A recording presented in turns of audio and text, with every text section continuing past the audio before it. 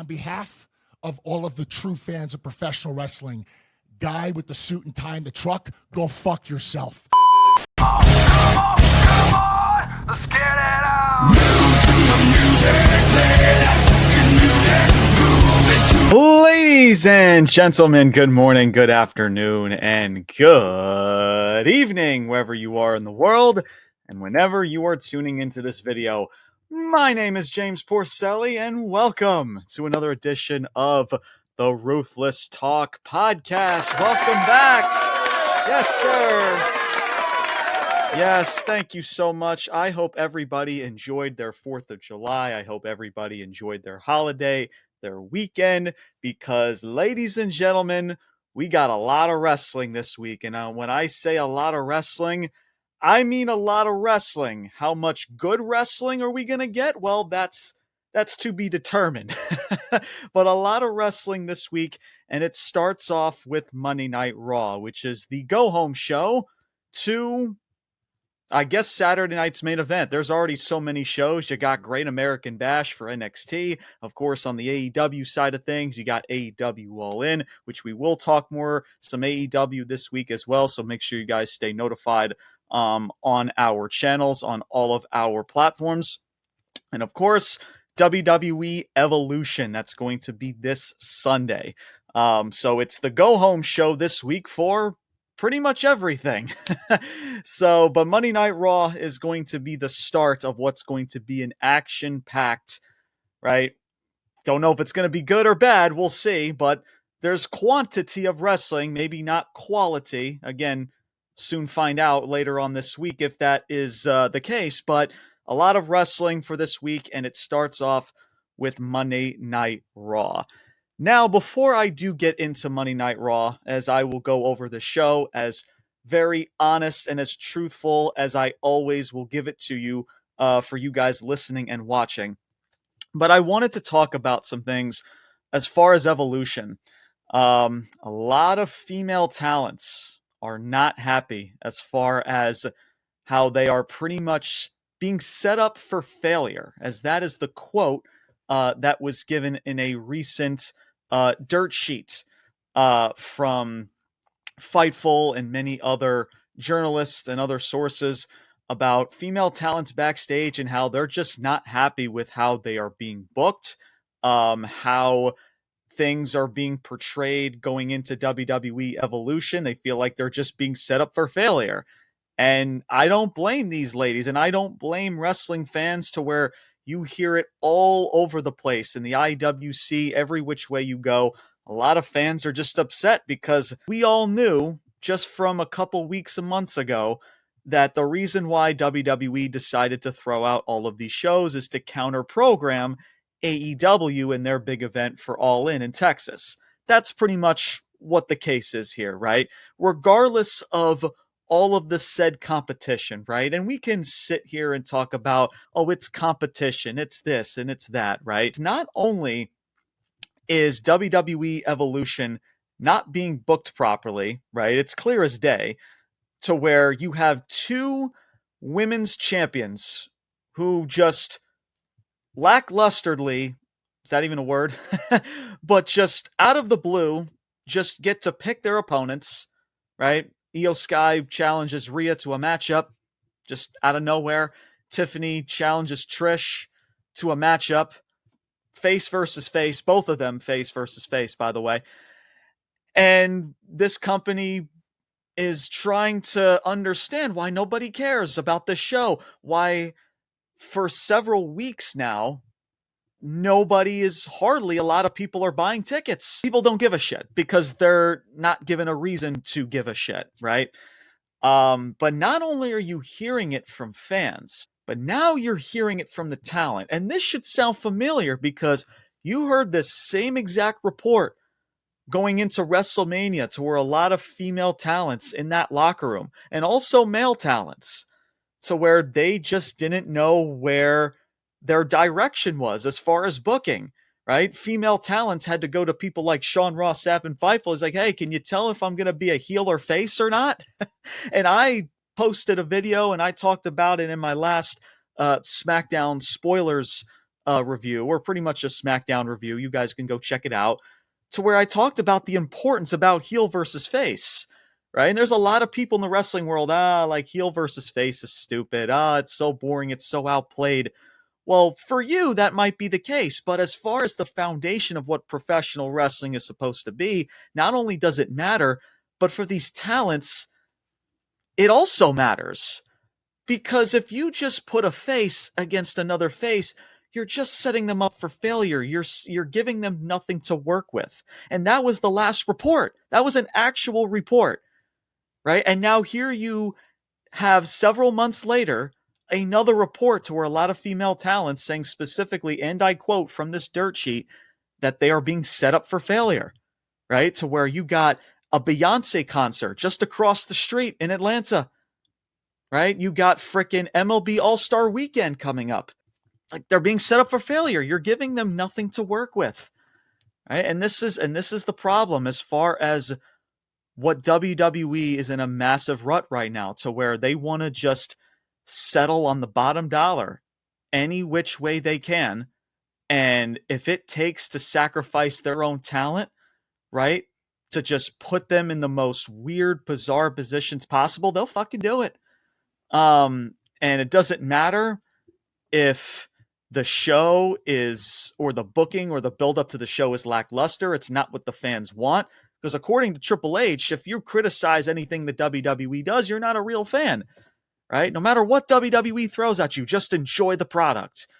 You know, just from WrestleMania, right? I don't know if I'm a heel or face or not. Can you tell the boss if I'm a heel or a face? And now here you hear all of this frustration from female talent saying like, hey, we're being set up for failure, right? All of these little dirt sheets. And at some point you would think that they're going to slowly start to add up to where it's not just going to be a rumor anymore. It's just going to be an on-occurring thing that's going to turn out to be just the reality that not only we are fed up as fans, but some of those talents in that locker room are also fed up as well.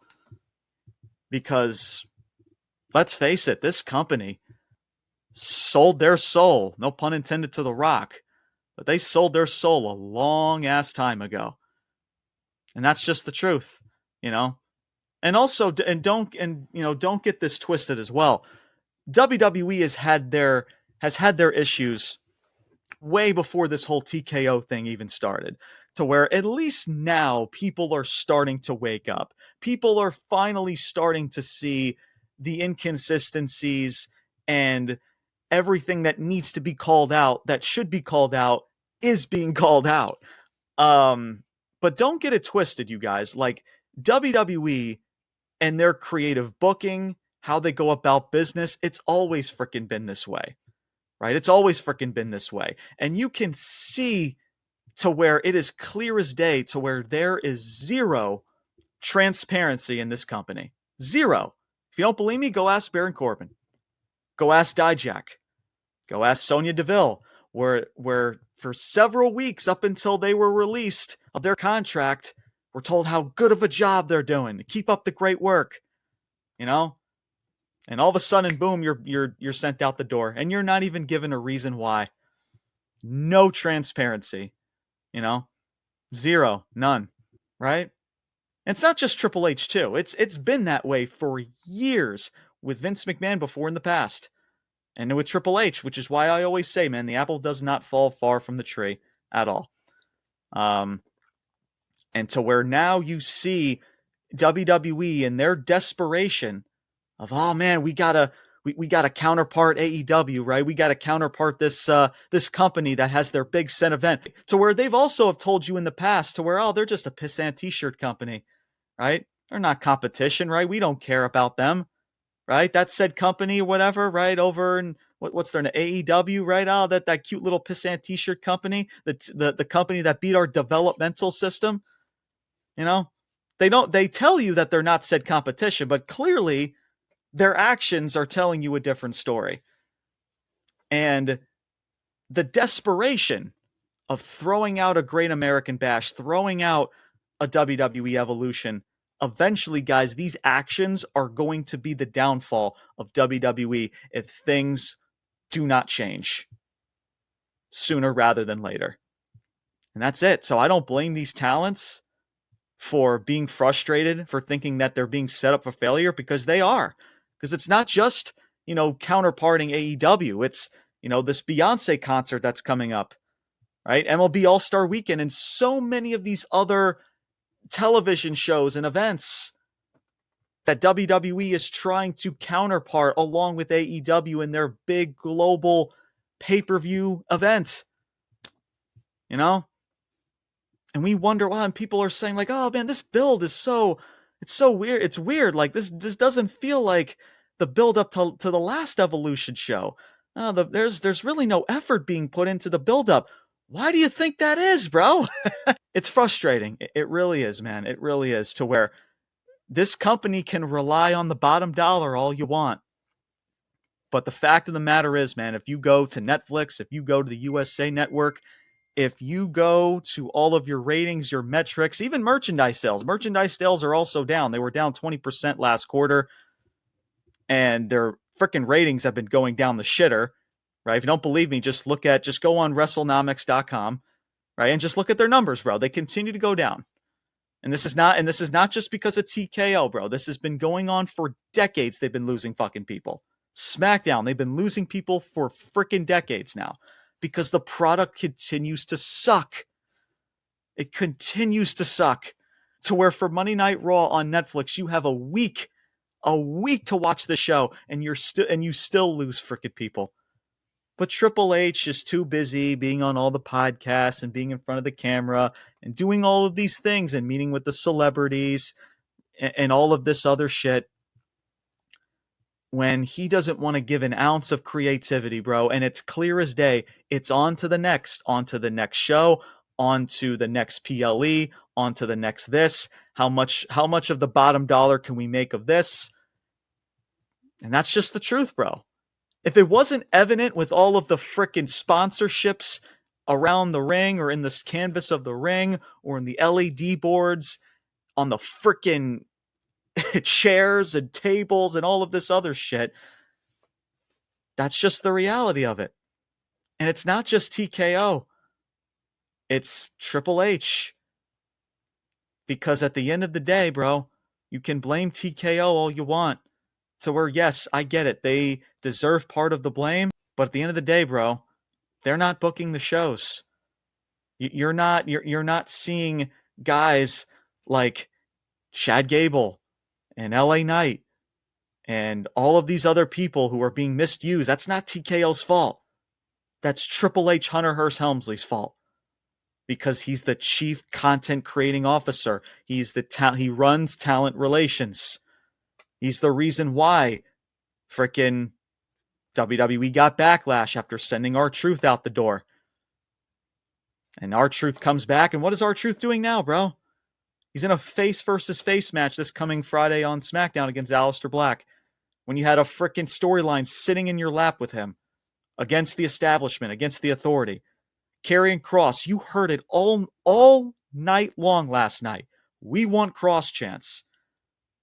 To where Triple H, damn well regret that day to give Karrion Kross a live microphone. All night long, they were cheering for this dude, that they wanted Kross.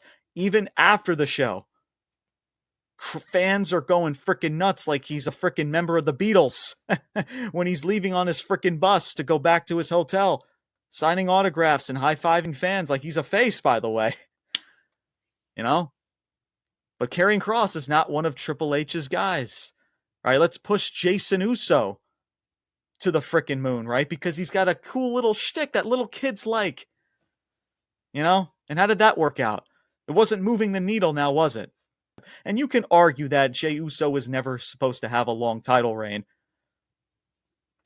But let's face it, he still was never even moving the needle. Look at the numbers. Look at the segments that he was in with frickin' Gunther. Wasn't doing anything for anybody. But with Karrion Kross, dude, a guy that does have all the boxes checked off. He's not just also a good promo. This guy does everything, and he's been doing everything to get himself over. And we're also hearing reports that I supposedly is getting closer and closer to an extension, a contract extension, because his contract expires along with Scarlett the next month in August. And over the past several weeks and months, man, this dude said, fuck that. I'm not relying on WWE. I'm going to get myself over. I'm going to do everything that it takes to not only just stay in this business, but to stick it to the frickin' suits and ties, to stick it to the machine. To where his merchandise sales have gone up. I hate to use Jey Uso, by the way, as an example, but again, man, it's just as far as Jey Uso, Karrion Kross, if we want to compare singles performers, it's not even close. Jey Uso, again, his ceiling is a mid-carder. That's it. Karrion Kross, the look, the presentation, his promos, his wrestling, his believability, his mannerisms, all scream main eventer. He may not be booked that way, but overall, talent-wise, in every box being checked off, that's just who he is. And it's just the truth, bro. And it's all of these little things, right? With things like with Karrion, right? Things like with LA Knight, things like with WWE Evolution, things like bringing Goldberg back because he was owed a retirement match. And the only thing that WWE has to offer is gate numbers and record revenue. And look how many people are here, sold out in attendance. And that's all they fucking have, bro. And it's not just us, the fans, that are sick and tired of it. It's now the talent. You hear it from dirt sheets. You hear it in these reports that not only are fans sick and tired of this shit, but now the talents are starting to question WWE, Triple H, and executives like, bro, what are we doing here?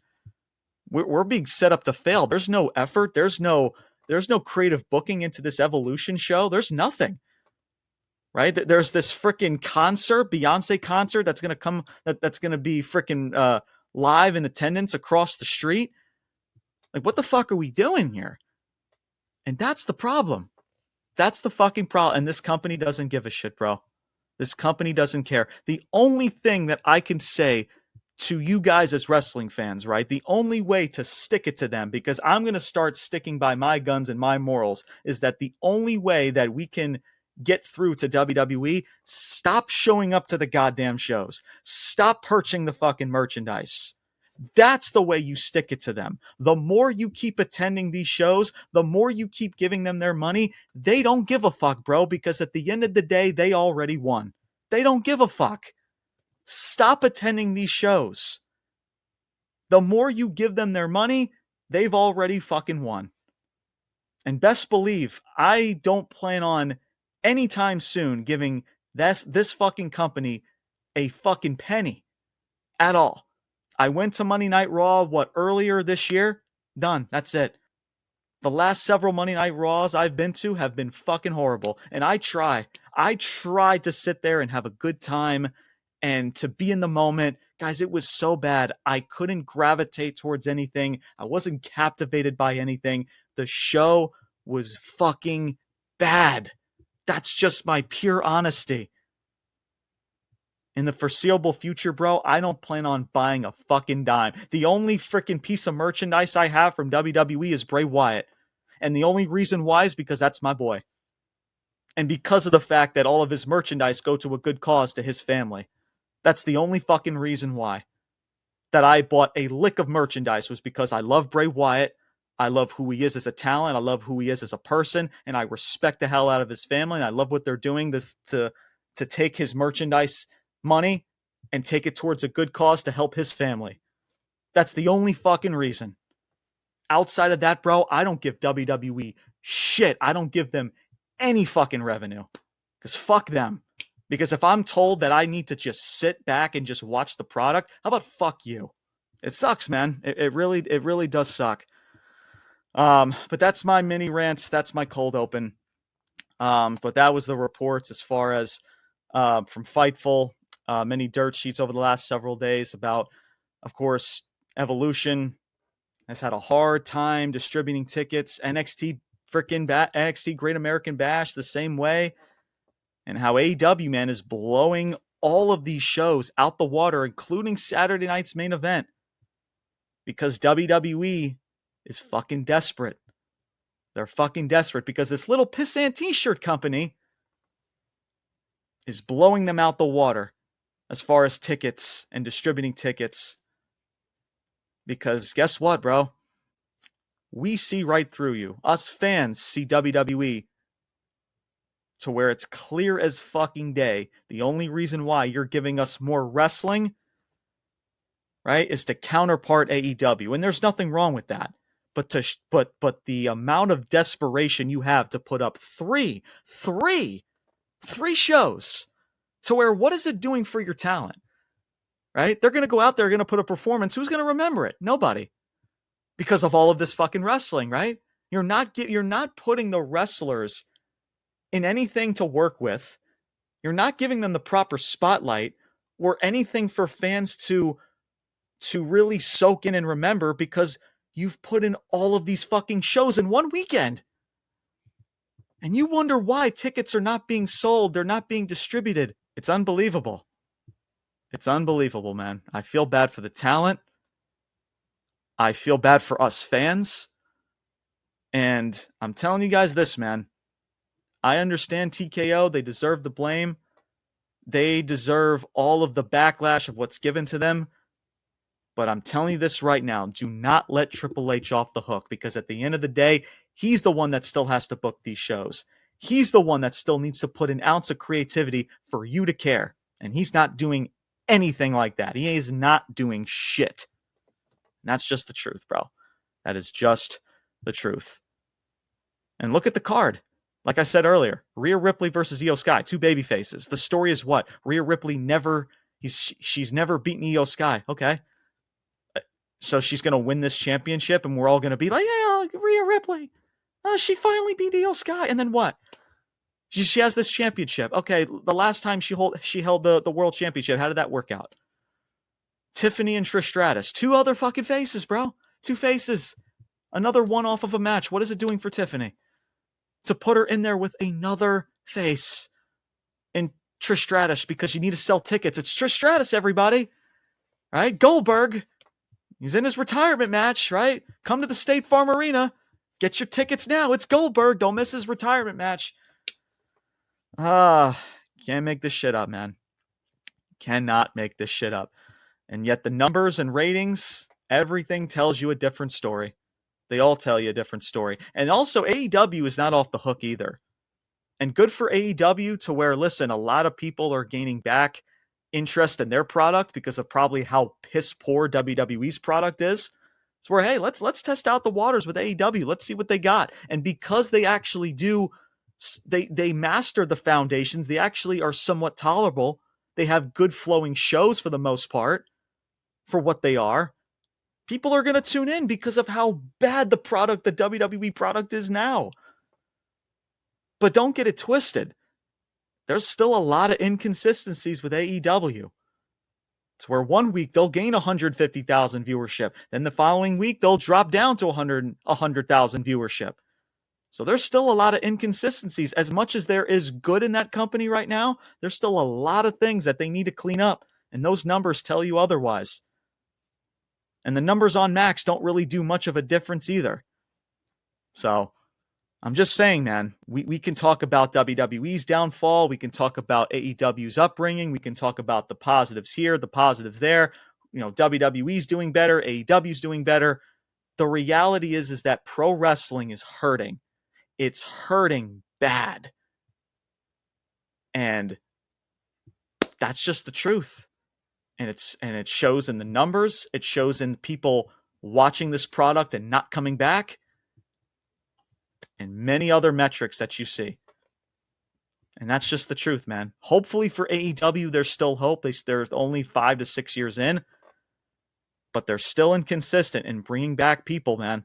There's still that inconsistency. So they still got a whole lot of work to do. I'm rooting for them. And I'm rooting for WWE too. But as long as Triple H is still there, as long as there is a McMahon running that company, nothing's going to change. As long as you continue to give them their money, nothing's going to change. And that's just the truth, man. That's just the honest truth that I got. So we'll see what WWE actually has in store for the show itself. But that is my little cold open as we are 30 minutes in. as now let's get into Monday Night Raw. That may not honestly take us more than maybe 30 minutes in totality. So Monday Night Raw, the go-home show for this Saturday night's main event, as well as for WWE Evolution. So Seth Rollins starts the show, comes out, fans are singing along. We still have this theme song. This fucking faction still doesn't have a name. Faction is in the middle of the ring. Braun Breaker grabs the microphone out of Paul Heyman's hand, who's trying to give it to Seth. So I guess they're trying to tease you that though there's a little bit of friction, right? Or something like that. When they just formed like 2 months ago. But they're supposed to, there's a little bit of tension, right? That's what they're trying to sell you. And Braun Breaker was actually funny. He's like, I don't know why you fans cheer for Sami Zayn, his stupid hair, his beard, right? He's got the athleticism of a dead fish. I thought that was funny. Shout out to Braun Breaker. That was actually really funny. That freaking got a pop out of me. He's like, talks about he doesn't go to the gym. I actually thought this was fun. A little bit of Scott Steiner in him, man. The Steiner was in him freaking last night. So shout out to Breaker. So he just talks about how he just doesn't like Sami Zayn and how he's just going to freaking rip him apart in his matchup later on. Bronson Reed gets the microphone, talks about what he's going to do to Jey Uso. He's going to beat the respect out of Jey Uso like he did with Seth. And then freaking, what was it? Paul Heyman calling out Penta because he's got a matchup with Seth, speaking in Spanish for a couple of seconds. And and this is what's weird, right? This is out of all of this, for what felt like 10 to 15 minutes to start this show, right? You're trying to sell this faction as the diabolical heel, right? They're talking shit to the baby faces. Braun Breaker's talking shit to the crowd. I don't get why you're cheering this dude, doing all of these things, right? Heyman talking his shit on the microphone, and Seth Rollins, he ends it for this entire segment. Out of all of that, he ends the segment with, hey, Providence, welcome to Monday Night Rollins. And like the crowd would chant Rollins along with him as he panders to the crowd by holding up the microphone. You're pandering like you're a fucking face, dude. And then they walk off. Guys, how does that make sense? And we wonder why nobody gives a fuck about this group. You just, for 10 to 15 minutes, you had this group go out there, right? Explain why they're aligned with Seth Rollins, finally, right? Because we don't know why they're even aligned with Seth, what they're doing to a certain degree, at least from their own words. Finally, after what's been 2 months, given a reason why they're there, you know, why they're aligned with Seth, why they have the respect for Seth Rollins. Breaker talking about how because of his allegiance with Heyman and Seth, he's going to be the face of the company for the next 2 decades. We'll see. Bronson Reed and how like he beat the respect out of Seth, and now they have a respect for one another now. And he's going to do the same thing to Jey Uso later on, talking his shit. Paul Heyman was talking his shit to Penta, even in Spanish. And out of all of that, Seth Rollins just panders to the crowd. Welcome to Monday Night Rollins. Says one sentence that completely deteriorates the entire shtick of the segment. Make it make sense, bro. I can't do it anymore. It's bad enough you still have this theme song. It's bad enough they still don't have a name. Like, it's unbelievable how we just wasted 10 to 15 minutes and for one sentence for you to just put up your microphone and for everyone to chant Rollins, and then everyone sings the song as the group leaves the ring. They're fucking faces. Or at least tweeners, whatever you want to call them. Now, who the fuck knows? Who cares anymore? Oh my God, man. It's so beyond frustrating. It really just is. But I guess I'm supposed to let it play out, right? I guess that's what I'm supposed to do, because now there's a story with Breaker and Rollins. There was a little bit of tension because he grabbed the microphone away from him. The fuck, really? It's been 2 months. There's no name to this faction. Paul Heyman is so out of place in this faction. It's not even funny. You know, I like the idea of having Braun and Breaker speak for themselves, right? That part I don't mind, but out of all of that, just for Seth to pander to the crowd like a face makes no sense of what the identity of the faction is. Anyway, moving on. We're going to get to more of this goof troop later on, so let's get to the next the next segment here. The Judgment Day backstage to where Finn Balor's polishing all of the championships.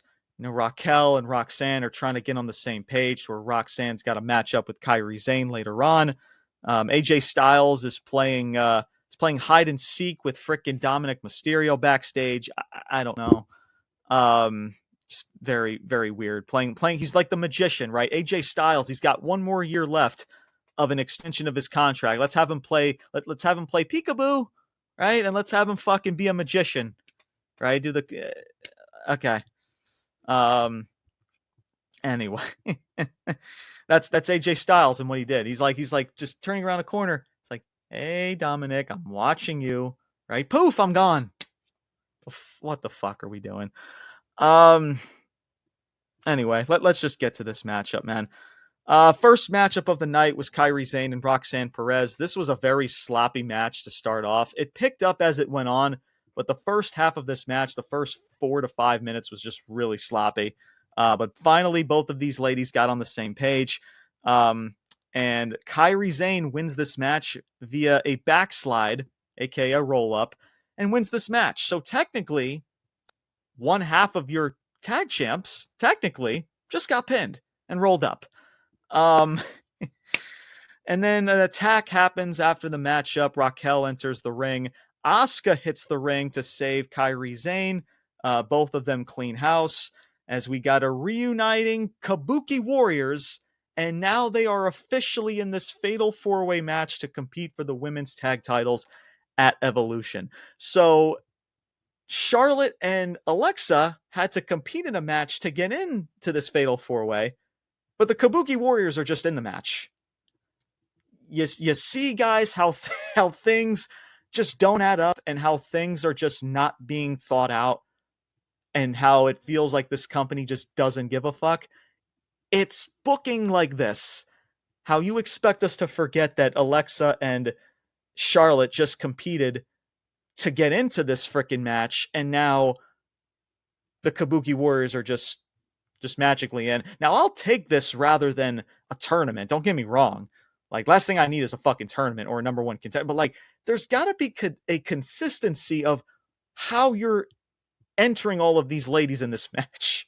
One's got to compete in a match to get in. The others are just magically in because there's no fucking division. I don't know why these tag titles are not in the fucking trash at this point. Listen, for months and years, I've been trying to find ways of how you can rectify this division and how you can add a spark to this women's division. But this company continues to prove how much they just do not care. And just, that's right, we got another set of championships. Just let's throw a bunch of ladies and call them a tag team, and let's have a fatal 4-way. To where there's a tag team in NXT. I'm not sure if they were just given the opportunity or to win, or had to win a match on NXT. I'm not sure. I did not watch NXT this week. I didn't see any results from NXT, so I'll check that out later. But it's Delta and it's Sol Ruka that'll be a part of the NXT team that's a part of this fatal 4-way match. So, yeah, man. I mean, it's okay. Asuka, so her losing this Queen of the Ring tournament to Jade is going to put her back with Kairi Sane. You know, let's take one Japanese wrestler, right? And who's another Japanese Kairi Sane. Yeah, let's put them together again for the 10,486th time. Right? Because they both speak the same language. So let's mesh them in a team because we got nothing else for them. What the fuck? That's Asuka's booking. She just came back. She won a collective amount of matches. She could win the tournament now. And now she's just thrown back with Kairi Sane. Unbelievable, man. I mean, yeah, sure. Maybe there can still be something with Io and Asuka in the future, but if you're going to tell that story, man, you got to do it properly. to where maybe there's still a light at the end of the tunnel. I'm not hopeful about it at all. But just throwing Kyrie and Asuka in there, why? Because they both speak the same language. They're both in the same culture. They're both, Japanese. They both speak the same language. Like, the fuck? I don't get it, bro. Yeah, let's just, it's like the same thing we're doing with all the luchadors, right? Andrade and Rey Fenix. Hey, you guys both speak Spanish, right? Let's put you in a team because we got nothing else for you as individual competitors. Oh man, fuck. It's weird, bro. It's very weird to where we've seen this with Vince, and now you're seeing with Triple H. The apple doesn't fall far from the tree. It's very, very odd. But yeah, it was a very sloppy match to start, but the ladies picked up as it went on. So that's your positive there. And then for the story, man, this is going to continue to drag out. Until Liv Morgan comes back, they're gonna drag this out as much as they can until the end of the year, to where Liv Morgan's going to come back. You'll probably see Rhea Ripley be inserted into this because there's probably going to be no direction for her when she wins the championship at Evolution, or she can win it at SummerSlam. It's going to be one of the two events. So who knows? Anyway, let us move on into this show. So Kairi Sane wins her matchup over Roxanne Perez. Nikki Bella cuts a vignette to where she officially is going to be in a battle royal at Evolution, to where I guess the winner is granted a championship match. Guys, let's face it. Can we all be honest with ourselves here? Let's just be honest for one glib second. The only reason why this battle royal is existing is because this is a opportunity to take all of the female talents that we have nothing for and just put them in a battle royal. That's just what it is, bro. It's fucking lazy. So, and for Nikki Bella, it's unfortunate because she was supposed to be given a match, it looked like, with Liv Morgan, but that's not going to happen anymore. So let's just put Nikki Bella on top of all the other ladies we were going to have in this match and just put Nikki Bella in there. So there's that, as far as that is concerned. We then go into our next matchup. This is Sami Zayn versus Braun Breaker. Sami Zayn's coming down the rampway when he is attacked by Karrion Kross from behind. And then once again takes that steel pipe, just like from last week, crushes Sami Zayn's ribs with it, who are already taped up. Officials, Adam Pearce, referees are all trying to break Karrion Kross, or trying to send Kross to the back. Sami Zayn's trying to play the hero, like Rocky, like, oh, I don't want to give up, man. I don't want to head to the back. I'm fine. I'm good. I'm ready to go. He keeps trying to tell Adam Pearce I'm fine. Eventually, Adam Pearce obliges, and Braun Breaker comes out. They have this match. It was not long, as I'm going to look up how long this matchup really was.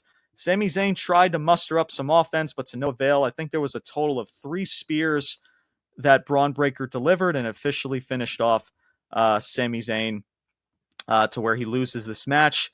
Later on in a backstage segment, I think it was official, to where Sami Zayn is going to be out indefinitely. So I guess this was a way to, for the next couple of weeks, I suppose, to sign him off television. And now you also have the fact that he is still in this, story with Karrion Kross, to where, let's face it, look, we all love Karrion Kross, and Karrion Kross is doing tremendous, bro. And I'm so happy for this dude. I've never been so happy for a pro wrestler in my life than Karrion Kross, bro, because if you guys have watched this platform, I've been so high on this dude since day one. Since day fucking one. You guys can go back for 2+ years on this platform. I have always supported Karrion Kross. I always knew how great Karrion Kross was, and now finally people are starting to get the memo here. But let's face it, though, this whole storyline is built on of Sami Zayn is never going to win the world championship. You're never going to win the champion. The same thing that we did with Jey Uso, but because of how Karrion Kross and how good he is, he's able to make it work. As I'm going to look up how long this matchup was between Sami Zayn and Braun Breakers. It felt like maybe a squash match. It was 5 minutes, so not really a squash match, but it was a pretty short matchup. Throughout the night as well, they're trying to portray this group, this Seth Rollins allegiance, this alliance, to be more, badass, right? They're taking out Sami Zayn, and now they later on in the night they got Jey Uso that they're going to deal with, and then they got to take care of Penta. So there's an agenda to where, oh, now you got to watch, you got to stay tuned and watch to see what each member is going to do in collective matchups with Penta, Jey Uso, and Sami. Like, that's your suspense building up. If that's your suspense, then fucking A. Anyway, but Kross later on, I'll just get to that part. Kross was in a interview segment with Jackie Redmond. I do like the visual. It's like it reminds me of that old school like interview shot back in the day, right? To where you see the crowd in the background and all that. So I actually don't mind the shot. It can get a little bit repetitive, but it's still a cool shot. So Karrion Kross, he's on the microphone. He talks about, how like, oh, Sammy's like, you really think that you were just going to beat me at Saudi Arabia and I was just going to go away? You really thought that was the case? And the crowd just erupts in a "We Want Kross" chant, dude. They did this all night. And throughout the entire night, they were chanting "We Want Kross" all freaking night long, dude. And that regardless, though, man, of how over, per se, Karrion Kross continues to get, the unfortunate truth is, bro, is that he's not one of Triple H's boys. He didn't handpick them. Triple H is just like Vince McMahon. If you were not chosen by the company, if you organically get yourself over, they don't like that, right? Look what they did to Naomi years ago, right? It's the same boat to where Naomi, she had that glow-in-the-dark championship and people really liked it. Imagine what you can do to sell stuff like that. And WWC, no, put that away. We don't like that. And Karrion Kross, to where this dude was possibly on the brink of being sent out the door. And he still could. Who knows? As we'll see, as we'll need to get more updates as far as his contract and if he's going to be re-signed along with Scarlett. But just shout out to him, man, to where this dude could have easily just given up, to where it's easy in any type of dream or aspiration that you have, right? It's easy to just to pack it in and say like, oh, what's the point, man? This company doesn't see anything in me. Let me just go through the motions, right? Let me just collect my paycheck and I'll be done and out the door. That's what Dolph Ziggler did. As talented as Dolph Ziggler, Nick Nemeth was, he could not wait to get out of there. He couldn't wait to get out of there. He was going through the motions. You saw it. The last several months left in his contract before he was released, before they got rid of him, bro, the dude was going through the motions, bro. He did not care because he saw the writing on the wall. But Karrion Kross, right, and you saw it in his documentary, if you watch his documentary on YouTube, right, to where like, you know what, I'm going to take matters into my own freaking hands. And that's exactly what he did, bro. To where his merchandise sales going up and the crowd is getting behind him more and more. People are starting to see, because of that documentary that he released, they're starting to see the actual talent and the creativity and what he is, somewhat as far as just what he brings to the table, the human being that he is. And people are behind it. But because WWE wasn't behind all of it, that's not a part of Karrion Kross's push, or should I say him being over, the way we tried to push to get Jey Uso over as a world champion. The reason why we had to take that championship off of him, because it was doing nothing for our company, was doing nothing for our ratings. Right, we got to get that title off of him. So that didn't work out. But you don't like when Karrion Kross is getting over because he did it by himself. That's just the truth, man. That's just the truth. No matter if you're Vince McMahon, Triple H, dude, it is the same exact thing. That interview backfired on WWE. That said interview, for how loud those "We Want Kross" chants were. It backfired on them fucking tenfold, because it's not, bro. It's not even up for discussion for this company to cool down Karrion Kross. They've done that for fucking years, for months. To where all he's doing, guys, he's in 90-second backstage segments. You don't think that they're not at least internally sabotaging or cooling down this guy's booking? Because we got to get Jey Uso over. We got to push Rhea Ripley. We got to push Damian Priest. But a guy like Karrion Kross that's on your fucking roster, that has every tool imaginable to help your fucking company bring in fans and to captivate people. He's in your fucking company and he's sitting in your lap. And you're just like, no. And if you don't like that, just don't watch the show. You can go fuck off. It's unbelievable. And you put a live microphone in front of this man, in front of a live attendance that absolutely loved him last night. And you know damn well, because of how long they've kept carrying Kross backstage, doing all these little cute little segments with Sammy and all these other people, with AJ in the past. And they finally put him out in front of that crowd with a live microphone, and it fucking backfired on them. And as much as we want to think that Karrion Kross is going to get a push, I'll believe it when I see it. I'll believe it when I see it, man. You know, WWE will probably re-sign them because of the merchandise that he is collecting. So he is making somewhat revenue for this company because of what he's doing by himself. And he's the only thing that's keeping WWE afloat as far as the Monday Night Raw production, as far as what WWE Monday Night Raw has anything to offer. It's Karrion Kross. That's it. It's not Seth Rollins and his goof troop. It's not Jey Uso. It's not even Sami Zayn. It's not Penta. It's not Braun Breaker. It's not anybody. It's not Gunther, as good as Gunther is as a heel. And he's done very damn well the last several weeks with his heel promos and stuff. It's Karrion Kross, dude. It's Karrion Kross that's got the people absolutely buzzing. Not just because of a cute little catchphrase, right? Not just because of a little yeet shtick to where all the little kids and other frickin', for some odd reason, grown-ass adults to yeet all over the place. No, it's because he's actually fucking talented as a singles competitor. The same way that LA Knight checks off every fucking box. Those two should be thriving right now. And you finally put Karrion Kross out there and it fucking backfired on you. And now you know why WWE has kept him backstage for 60 to 90 seconds in segments that are, if we're all being honest, the only captivating thing out of the entire show because of how good he is. And that's just it, man. And that's it. So good for Kross and good for Scarlett. I know how much Scarlett is proud of him. And I really hope it works out for them, man. I really hope that WWE can just put their ego and their stubbornness aside to say, you know what? We got something here. Karrion Kross is hot right now. Let's capitalize on it. The same way you could have capitalized on R-Truth, but Triple H never wanted to bring R-Truth back. And what he's doing now over on SmackDown is clear as fucking day. You had a storyline sitting in your lap with R-Truth. The crowd was buzzing for R-Truth when he got released. He comes back.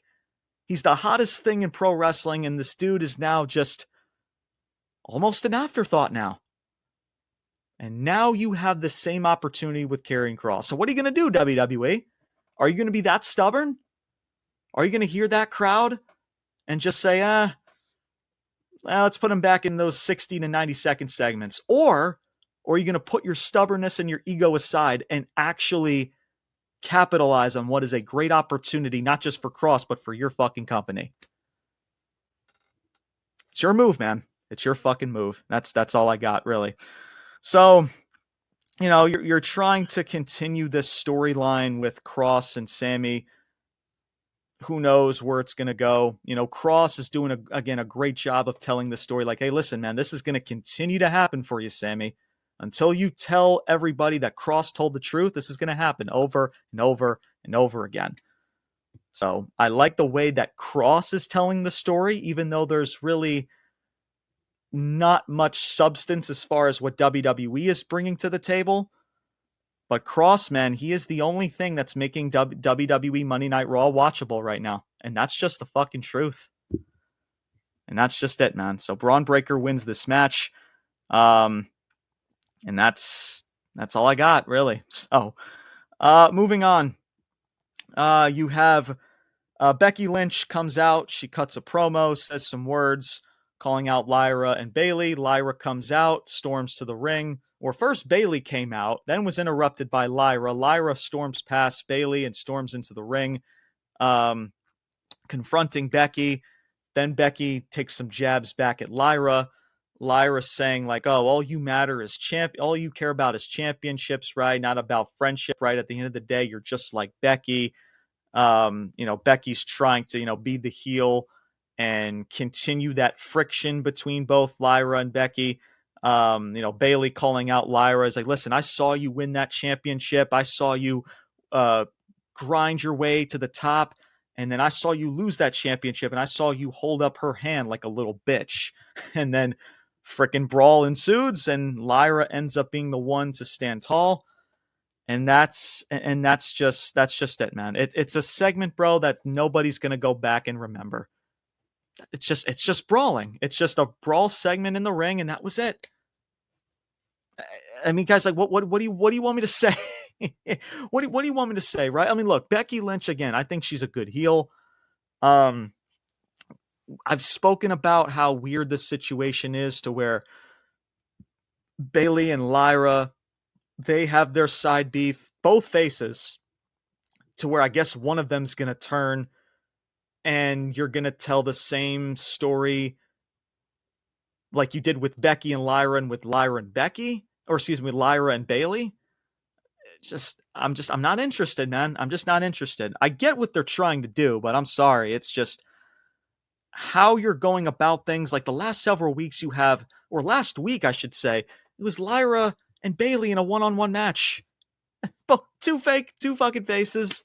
The match ends just in a draw, and then they just end with brawling. And then this week you just go about things with brawling, and that's your segment. So look, much love to Lyra. I really hope that this is the start of what can truly elevate her. Bayley, she just feels like I don't want to say the third wheel, man. Bayley's booking has just been so odd over the last several months. And Becky, at least, man, plays that heel role very well. But I'm sorry, man. It's just like when you mesh all of these people together who all have collective beef with one another, right? Just like they did with Roman, Rollins, and Punk, right? They all got beef with one another. So let's throw them all in one matchup. And I think that's official for Evolution, if I'm not mistaken. But yeah, it's just, I don't know. It's just odd to me. So kind of just lame. It was just a lame segment that I'm not going to remember, right? If you're trying to build up a story or make me captivated, bro, this wasn't it, right? Words that the only thing I might remember is Bayley calling Lyra a little bitch, and that's it. And Lyra just stands tall. It's just like, I don't see the creativity. I don't see the fun and the effort being put into these shows. I just don't. Specifically also this segment. I just don't. So where I guess this is all, I mean, Becky Lynch is probably not going to hold on to this title anytime soon. It's probably going to go back to Lyra. That's probably the end goal for this company, to where hopefully that can officially uplift Lyra and her stature. So they're trying really hard to try to get fans in the good graces of Lyra Valkyria. So, and I hope for Lyra it works out for her. I truly do. So, but we shall see. But overall, just didn't care for it. It's a lame segment and just very forgettable. So that's just my honest my honest take as far as that is concerned. So next matchup, you got Jey Uso, Jason Yeterman versus Big Bronson Reed. This matchup did not last long. Within several minutes, Bronson Reed forces a DQ, right? Wow, a DQ finish. Who would have thought? They would just announce either a no contest or some bullshit like that. But it was a DQ. As Jey Uso wins, as Reed throws one of those announce table chairs into the head of Jey Uso and hits him with two tsunami splashes. And, Bronson Reed, he's mocking Jey Uso being the heel, and that's pretty much it. So Sami Zayn was left laying, Jey Uso's left laying.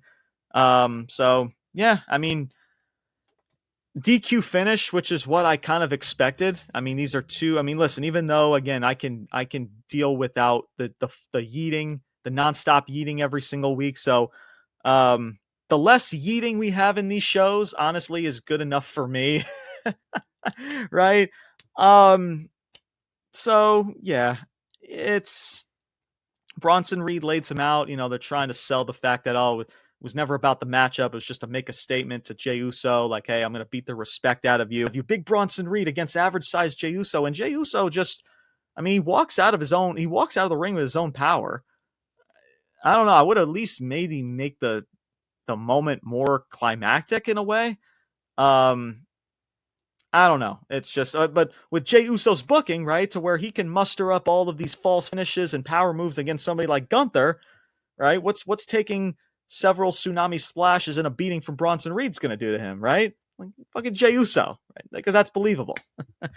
Anyway, so just again another little mini rant there, but DQ finish, the beatdown, totally fine with it. I would have just done it in a more, I guess, climactic way, I guess, to build up not just Braun Breaker, but also for Bronson in that sort of light. But, overall, I don't have much negative to say about it. Again, I think this matchup was better off being this short, I guess. So, and then we move on, man. We move on. El Grande Americano versus Dragon Lee. AKA Ludwig Kaiser, pretty much. As El Grande Americano defeats Dragon Lee. So I guess this is the new role for Ludwig Kaiser. I know Brian must love this because I know how much he loves, or at least he's very high on Ludwig Kaiser, as am I as well. Look, man, I don't know.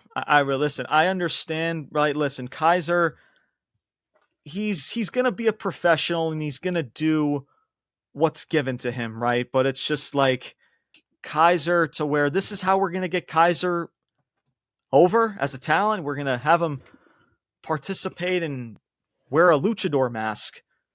And I guess have an allegiance or some type of story angle with Gable whenever he comes back. He's going to fill the role of being El Grande Americano to create more of a story that, they are two separate people. Michael Cole was like, I'm sorry. He was like over the top with like constantly yelling through the microphone. I don't see the tattoo. The other luchador, the other El Grande Americano, he had a tattoo on the back of his neck. This guy doesn't have a tattoo. It was kind of overboard. It's like, okay, Michael Cole, we get it. We fucking get it. That was a little obnoxious. I'm sorry. Guys, look, I don't know what you want me to say. This is what Ludwig Kaiser's been given. I don't know what it's going to do for him. I can't really rip apart something that's already pretty much DOA. Let's face it. I really don't know. I don't know. Guys, because what is like with Kaiser, right? Is like with Kaiser, a guy that, who has, again, a big upside. And with that upside, this is just what you're doing. I just think that we can do a lot more for Ludwig Kaiser, right? You don't have to throw a title on him. I'm not saying that. But this, I don't know if this is really doing it for a lot of people. I'm just going to leave it at that. So El Grande Americano beats Dragon Lee. Cool. And we move on. So, Gunther addresses Goldberg, says some words for maybe 2 minutes. Goldberg arrives in his vehicle. He arrives into the arena, storms to the ring, confronts Gunther. Gunther looks to cheap shot Goldberg. Goldberg looks to go for a spear, and Gunther just runs away. And that's it. And that's your build for Saturday night's main event. That's your build. You guys excited for Goldberg and Gunther? That's your build, man. Is this Saturday is going to be the matchup. The only thing, I just hope that everybody comes out in one piece. I really do. I just really do. Because, again, it's bad enough Goldberg has a busted shoulder and a busted knee. there's nothing else that I need to say, nor Brian hasn't said that hasn't already been said about this situation with Goldberg and Gunther. Let's just get this over with, man. Let's just fucking get it over with, man. Listen, Gunther will, or Goldberg will get his moment, have his retirement match. Maybe Seth Rollins may participate in this to where he could cash in and try to cash in on Gunther and win the title. I don't know. Yeah, man. It's just, and it's just this. It was just a very safe route. That's just what WWE is going for. They're going the safe route to where they know Gunther or Goldberg can't do much as far as physicality, to where you did like the vignette interview segment a couple weeks ago, and here he is now. So they're going the safe route. This is the safe little story angle that they have with Gunther and Goldberg. You know, and there was also piped in crowd noise, by the way. I don't know if you guys caught that, to where like you can tell when they pipe in noise because the crowd doesn't say or move or do anything. So when you see that, you know when crowd noise is being piped in. And granted, WWE, everybody has done this before in the past, but the reason why you pipe in slight noise to where it gets the crowd to start cheering, right? To where you pipe in noise and nobody's budging. It comes across obnoxious to where you keep trying to pipe in noise and do all this shit, and it's not doing anything. It's not benefiting what you're putting out on television, to where you clearly see people are not chanting. Maybe a collective amount of people, it's not very noticeable, but maybe you would have to really like look hard to see some people actually maybe chanting Goldberg and, you know, waving their arms, right? Again, man, just get this over with, and just I hope everybody just survives in one piece. So I don't know if this is going to be a squash match. I don't know if they're going to actually have freaking, or maybe not a squash match, but I highly doubt, because of Gunther or because of Goldberg and his state, his physical state, like there's no way this match is more than 5 minutes. And if it is, I don't know what that's saying for Gunther. I really don't. Yeah, and that's just it, man. That's just it. So 4 days now, and we can get this fucking shit over with. So let's move on. So, and then your main event, Seth Rollins versus Penta. Seth Rollins wins this match via his stomp. He calls out his goons, Breaker and Bronson, to I guess finish off Penta. LA Knight comes out, attacks Seth Rollins from behind, a little hit and run. The same hit and run, by the way, that CM Punk just did not too long ago, by the way. The same exact attack. That's your creativity. LA Knight runs up the rampway, or runs up through the crowd. The Goon Squad, the Goof Troop, try to go after him to no avail, and that's your show. That's your show. The same hit run. Guys, this is the same segment. If you feel like you've seen this segment before, you have. You take out an LA Knight, you put in a you take out a CM Punk, and you put in LA Knight. It's the same thing. It was the same hit and run segment we saw a couple weeks ago. That's the creativity. That's the problem, guys, with Triple H. He does not have a creative bone in his fucking body to where he's going to recycle the same fucking segments and storylines on a loop and take out one talent and put in another.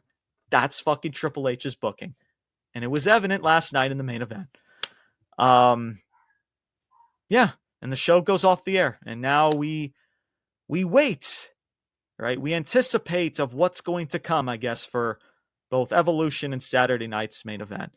So once again, man, just another Monday Night Raw, another Monday night, and another batch of Triple H bullshit stew, to where this show just completely flat out sucked. There is nothing creative. There is nothing outside the box. There is nothing refreshing.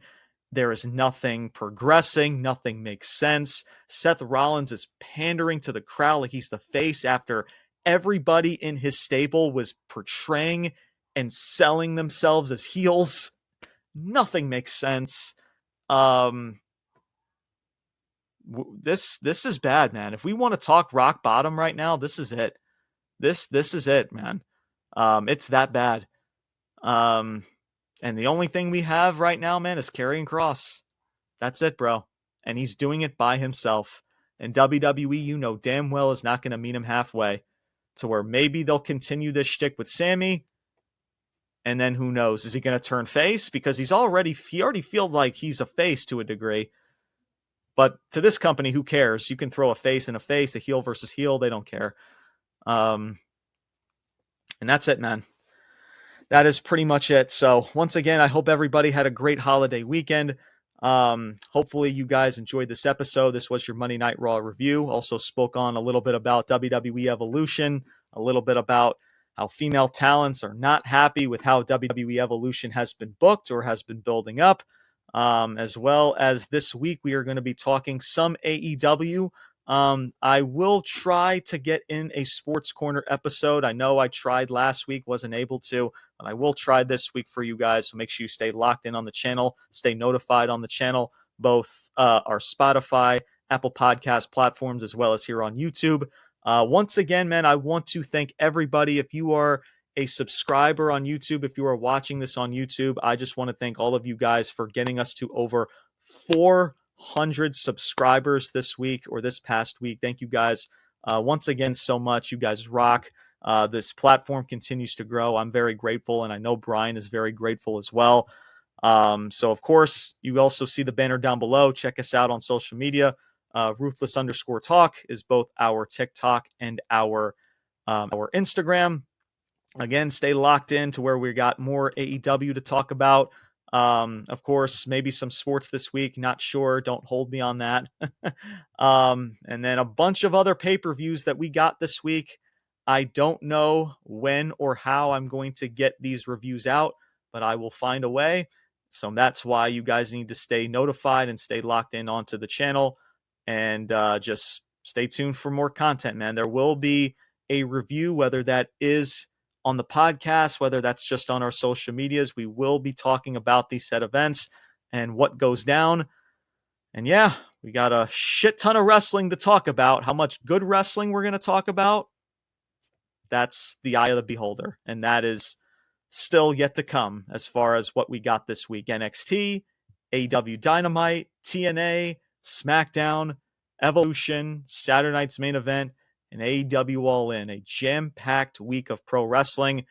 And Monday Night Raw was just the start of what's going to be a hectic week in the pro wrestling world. So, and that, ladies and gentlemen, is going to do it for today's episode, everybody. Thank you guys so much for watching. My name is James Porcelli. I am signing off, saying salute, peace out, and take care, everybody. Toodles.